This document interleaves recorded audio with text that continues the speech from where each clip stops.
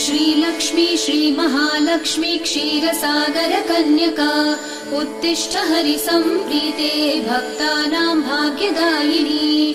श्रीलक्ष्मी श्रीमहालक्ष्मी क्षीरसागर कन्यका उत्तिष्ठ हरिसम्प्रीते भक्तानां भाग्यदायिनी।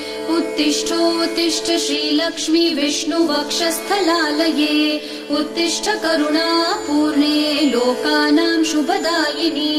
उत्तिष्ठोत्तिष्ठ श्रीलक्ष्मी विष्णुवक्षस्थलालये उत्तिष्ठ करुणापूर्णे लोकानां शुभदायिनी।